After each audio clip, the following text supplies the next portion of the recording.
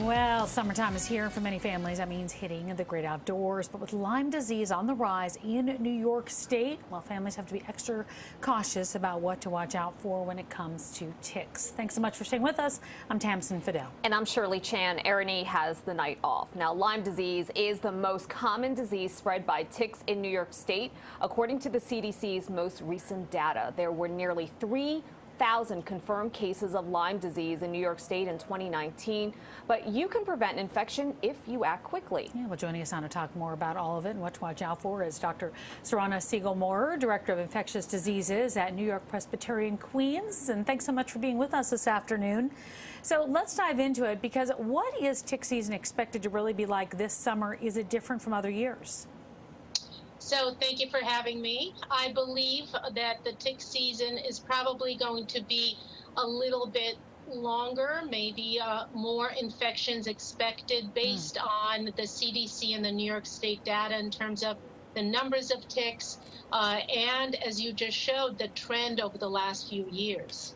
All right, let's talk about protection. What is the first line of defense? How can people protect themselves and their kids and also their pets? We can't forget the pets.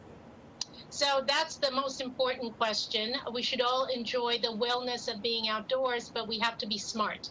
So first, we have to know location. Will you be in an area where there are ticks? And if you are hiking, the answer most likely is going to be yes. Stay to the center of the path, away from the grasses and the brush. Make sure you wear light-colored clothing. Tuck your pants into your socks. It is not a cool look, but it's a safe look. Use insect repellent, certainly on your clothing. You can use permethrin on your skin, DEET.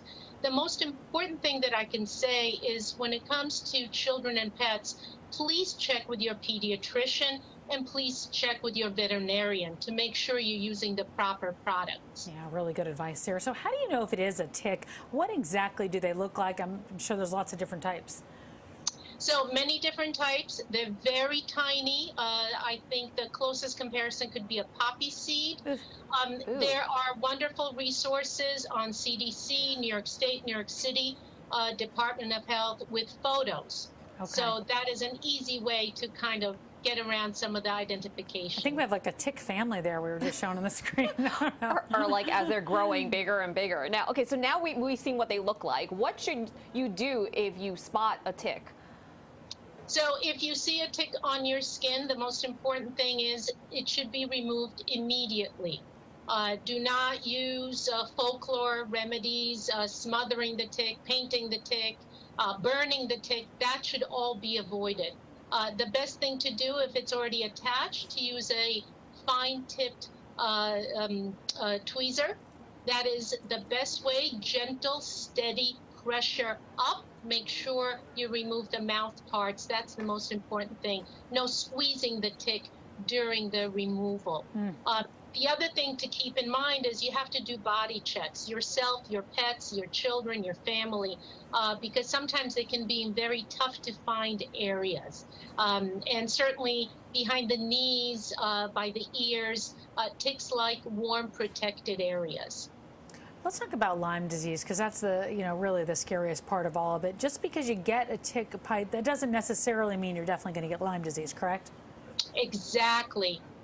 It is, however, very important for those people who do become ill to tell their provider that they have seen a tick on their skin. That is important. But you're absolutely right, because the tick really needs to, it needs to feed for a period of time. It's usually around 36 hours or longer. So the best thing is to remove it immediately to prevent that. So you're absolutely right. Not all tick bites lead to disease. Okay, so 14% of the world, a recent study found that 14% of the population actually has Lyme disease without knowing it. So what are some of the symptoms we should be looking out for?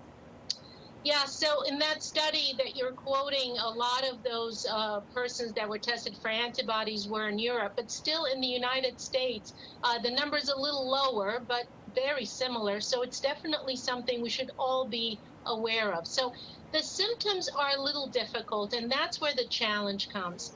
You can have symptoms between 3 and 30 days after the tick bite. So that's why some people never put it together with what they did or where they were. And the symptoms, you can have fevers, fatigue. The best for us is to see the rash.